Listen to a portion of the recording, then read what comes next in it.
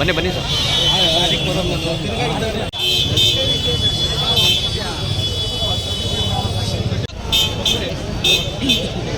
ಸರಿ ಸರ್, ಹಾಗೆ ಮಾಡಿ.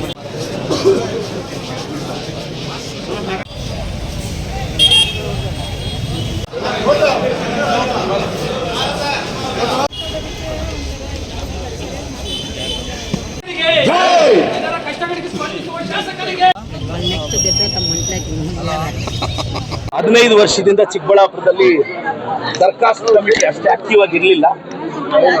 ನಾನೀಗ ದರ್ಖಾಸ್ತ್ ಕಮಿಟಿ ಮೀಟಿಂಗ್ ಮಾಡಿದ್ದೀನಿ, ನಾನು ಚೇರ್ಮನ್ ಆಗಿರೋದ್ರಿಂದ. So form 50, form 53, form 57. Form 50 ಅಂದರೆ ಏನು ಅಂದರೆ, ಯಾಕೆಂದರೆ ಕೆಲವರು ಈ ಜನರೇಷನ್ ಹುಡುಗರಿಗೆ ಅದು ಐಡಿಯಾ ಇರಲ್ಲ.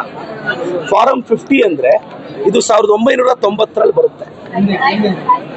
ಜನರಲ್ ಅವರಾದ್ರೆ 3 ವರ್ಷಕ್ಕೆ ಮುಂಚೆ ಪೊಸಿಷನ್ ಅಲ್ಲಿ ಇರಬೇಕು. SC ST ಆದ್ರೆ 1 ವರ್ಷಕ್ಕೆ ಮುಂಚೆ ಪೊಸಿಷನ್ ಅಲ್ಲಿ ಇದ್ರೆ ಆ ಆಧಾರದ ಮೇಲೆ ಲ್ಯಾಂಡ್ ಕೊಡ್ತಾ ಇದ್ರು. ನೆಕ್ಸ್ಟ್ 1997 ಅಲ್ಲಿ ಫಾರಂ 53 ಅಂತ ಬಂತು. 53 ಬಂದಿದ್ದು 97 ಅಲ್ಲಿ.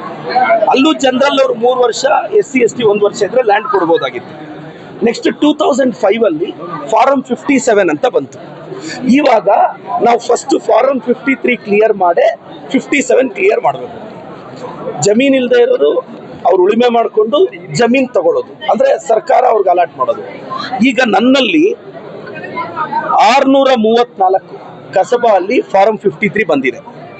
ನಂದಿಯಲ್ಲಿ 1048 ಬಂದಿದೆ. ಮಂಡಿಕಲಲ್ಲಿ 592 ಬಂದಿದೆ ಫಾರಂ 53. ಫಾರಂ 57 ಕಸಬಾ ಅಲ್ಲಿ 2909 ಬಂದಿದೆ. ನಂದಿಯಲ್ಲಿ 3786 ಬಂದಿದೆ. ಮಂಡಿಕಲ್ಲಲ್ಲಿ 4819 ಬಂದಿದೆ. ಮಂಚೇನಹಳ್ಳಿ 512 ಫಾರಂ 53, 2466 ಫಾರಂ 57 ಬಂದಿದೆ.